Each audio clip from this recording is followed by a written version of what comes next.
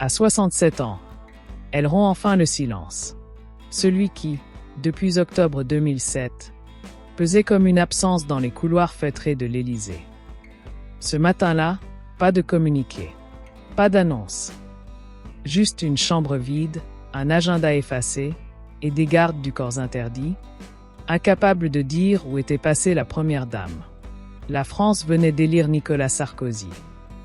Tout semblait parfait. Le décor était planté pour un quinquennat triomphant. Et puis, plus rien. Elle avait disparu. Sans un mot. Sans même un regard en arrière. Jamais dans l'histoire de la République une épouse de chef d'État n'avait quitté le pouvoir ainsi dans un silence absolu. Paris devint le théâtre des rumeurs les plus folles. Trahison, crise nerveuse, un carnet noir, peut-être, caché entre Genève et Marrakech, où Cécilia aurait consigné les confidences les plus intimes du palais. Des noms, des promesses, des secrets trop lourds à porter. Pendant 15 ans, elle se tait. Puis, en janvier 2025, face à une caméra, elle lâche une phrase qui résonne comme un coup de tonnerre. Je n'ai jamais voulu être une première dame. J'ai voulu être une femme. On peut la juger.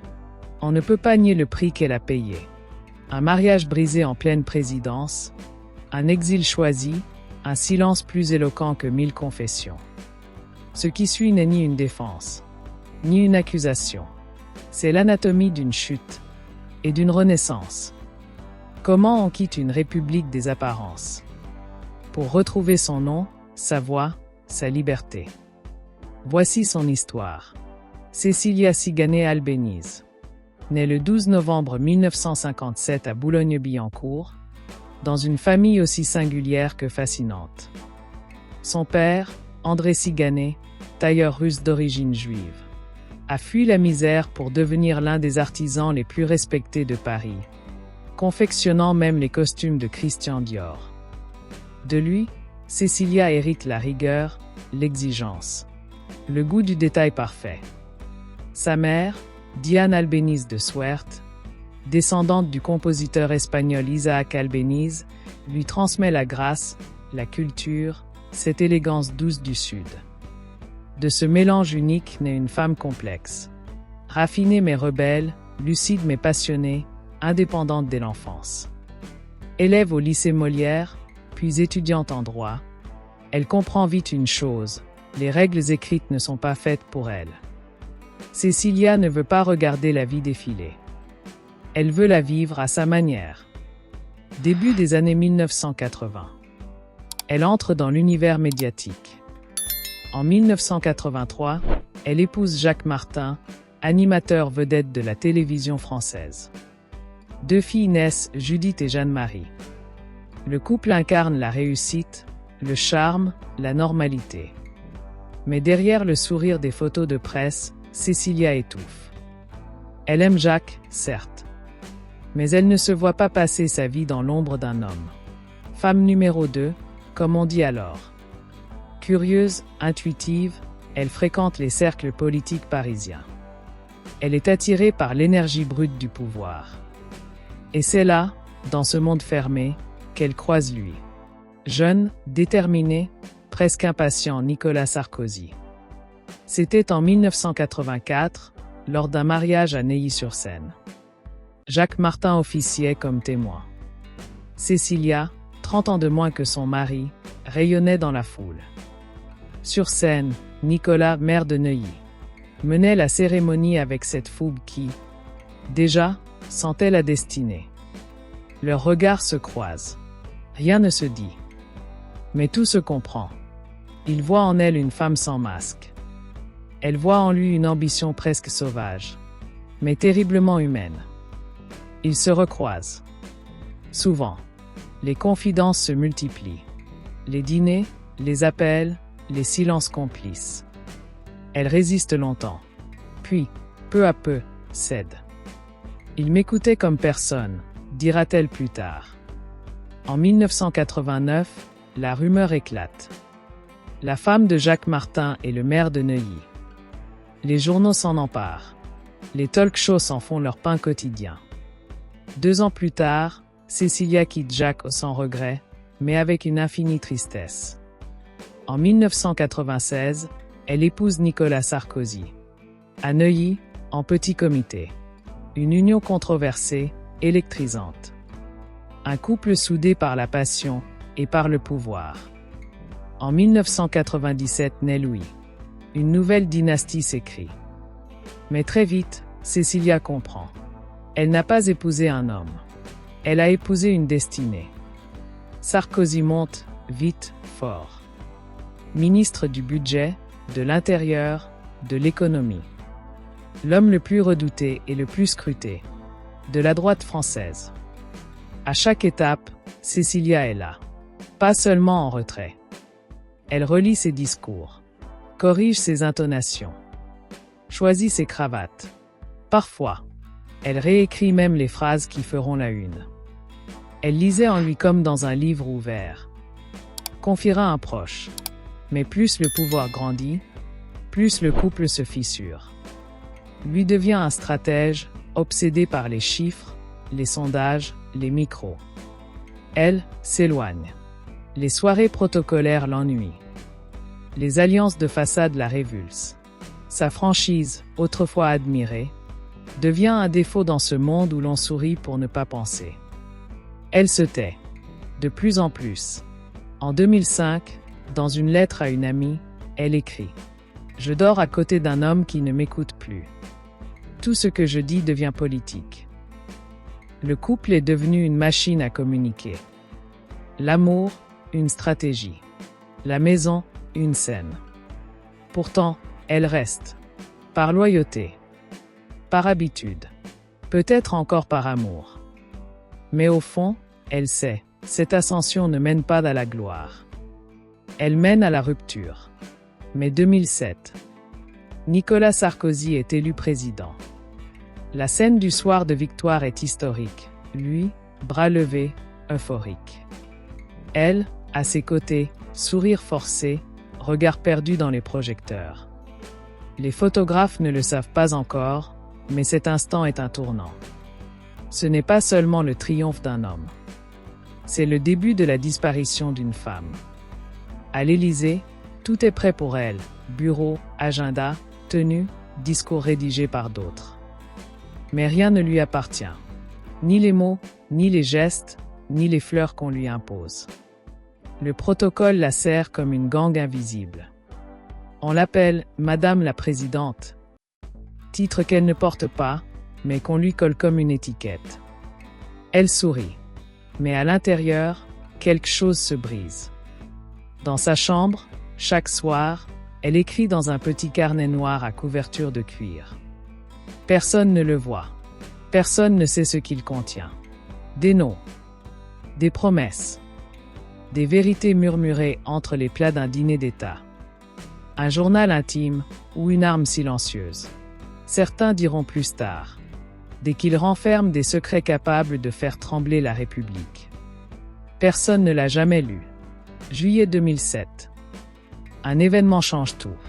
Sans titre, sans mandat, Cécilia part en Libye négocier la libération des infirmières bulgares, emprisonnées depuis 8 ans. Elle affronte Kadhafi. Négocie avec audace. Gagne. Le 24 juillet, elles atterrissent à Sofia. Cécilia descend de l'avion, vêtue de blanc, acclamée comme une héroïne. Mais à Paris, l'Élysée frémit. Ce succès, inattendu, incontrôlé, dérange. Elle fait de l'ombre au président, murmure un conseiller. Le canard enchaîné ironise, Madame la Présidente fait sa propre diplomatie. Dès lors, les portes se ferment. Les invitations disparaissent. Ses appels sont filtrés. Ses déplacements, contrôlés. Son geste humanitaire, noble, courageux devient sa condamnation politique. Elle étouffe. Je ne peux plus respirer ici, répète-t-elle à ceux qui l'entourent. C'est alors qu'elle croise Richard Attias, homme d'affaires marocain, calme, discret, éloigné de la sphère du pouvoir. Avec lui, pas de rôle, pas de masque. Juste une reconnaissance silencieuse. Pour la première fois depuis longtemps, elle se sent elle-même. Les rumeurs enflent. Sarkozy apprend la vérité, par la presse. Le fossé devient un gouffre.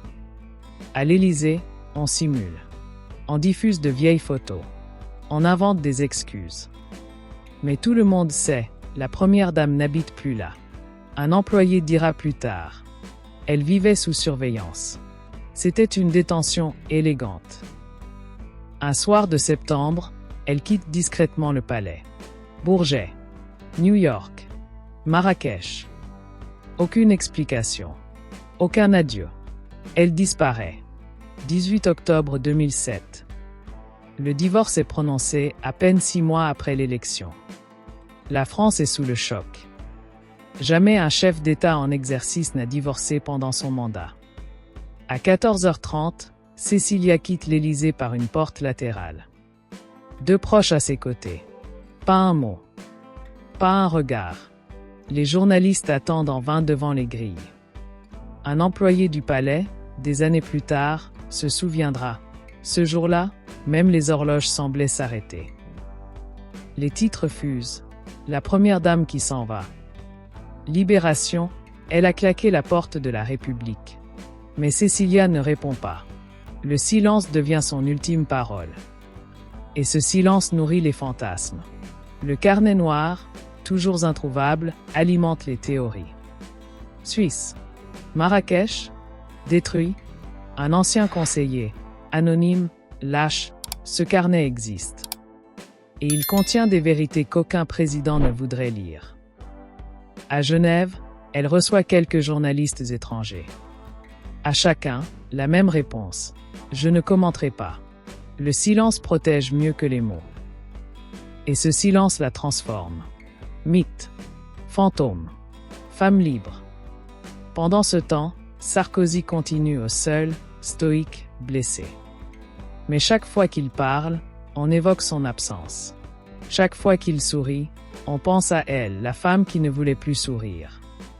En 2008, à New York, elle épouse Richard Attias. Pas de caméra. Pas de ministre. Juste quelques amis. Un nouveau départ. Elle alterne désormais entre Manhattan, Marrakech et Genève, 3 refuges, 3 miroirs de sa liberté retrouvée. Et là, dans l'ombre bienveillante du silence, elle fonde la Cécilia Attias Foundation for Women. Pour les femmes des zones de conflit. Ironie du sort, celle qu'on avait réduite au silence devient la voix de celle qu'on n'entend jamais. Dans une lettre à une amie d'enfance, elle écrit « J'ai quitté le pouvoir pour ne pas me perdre moi-même. J'ai échangé la lumière contre le silence, mais c'est dans ce silence que j'ai enfin respiré. » Son absence devient un symbole. Pas une fuite. Une révolution intime. Elle n'a jamais fui un homme, dira un ami proche. Elle a fui un système. Et c'est là que réside sa force et sa tragédie. Avoir compris, trop tôt, que dans les palais dorés du pouvoir, il n'y a de place ni pour l'amour, ni pour la vérité. 2025, 15 ans après son silence, Cécilia refait surface. L'annonce tombe un soir de janvier. Ce soir, sur TF1. Cécilia Attias s'exprime pour la première fois depuis 2007. L'effet est immédiat. Le pays retient son souffle. Sur le plateau, elle est la calme, noire, posée. Le visage marqué, mais apaisé. La voix douce, ferme, sincère. Les premiers mots suffisent. Je n'ai jamais voulu être une première dame. J'ai voulu être une femme. Elle parle sans colère. Sans mise en scène. De la cage dorée. Des sourires forcés. Des journées cadencées à la minute près. J'avais l'impression d'être une actrice dans une pièce dont je n'avais jamais lu le texte. Quand on évoque Sarkozy, elle ne détourne pas le regard. Je ne le déteste pas. Le pouvoir l'a possédé, comme il aurait possédé n'importe qui. Pas de vengeance. Pas de rancœur. Juste une lucidité tendre et implacable. Interrogée sur le carnet noir, elle esquisse un sourire. Le silence protège mieux que les mots. La phrase plane. Le plateau se glace. 7 millions de téléspectateurs. Des tribunes du monde entier.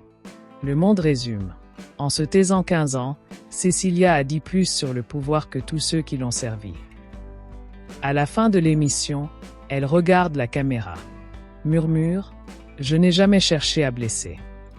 Seulement à dire la vérité. » Puis, un léger sourire. Et le noir. Ce soir-là, la France découvre que Cecilia n'a jamais disparu. Elle s'est seulement retirée, pour mieux revenir. Pas comme épouse, pas comme symbole, mais comme une voix libre, claire, indomptable. Aujourd'hui, Cecilia vit à Genève. Chaque matin, elle marche au bord du lac Léman. Écouteurs aux oreilles, mains dans les poches. Ceux qui la croisent disent qu'elle est sereine. Mais dans son regard, persiste une mélancolie, celle de celles qui ont tout vu, tout payé et tout choisi. Son cercle est étroit, Richard, Louis, quelques amis. Elle travaille discrètement pour sa fondation, loin des caméras, loin du bruit. Le luxe, aujourd'hui, n'est plus dans les dorures. Il est dans le silence qu'elle s'est offert. Dans la liberté de n'être plus que soi. Pour certains, elle reste la première dame qui a claqué la porte. Pour d'autres, elle est celle qui, en quittant le pouvoir, a sauvé son âme. Peut-être les deux. Mais une chose est sûre, dans un monde où tout s'étale, elle a choisi la retenue. Dans une époque où l'on parle pour exister, elle a choisi le silence pour se retrouver. Et ce silence, aujourd'hui, la rend immortelle. Car, comme elle l'a dit cette nuit-là, doucement, devant des millions de téléspectateurs, oui, parce que moi, cette fois-là, c'était moi. Cecilia Attias n'a pas fui la lumière, elle a choisi la vérité. En quittant l'Élysée sans bruit, elle a brisé un rôle, pas un serment. Son silence n'était pas une retraite, mais une résistance. Et 15 ans plus tard, en reprenant la parole, elle n'a pas cherché à se justifier, seulement à exister. Pas comme une icône, mais comme une femme libre. Et dans un monde où le pouvoir dicte les rôles, cela, peut-être, est la révolution la plus radicale.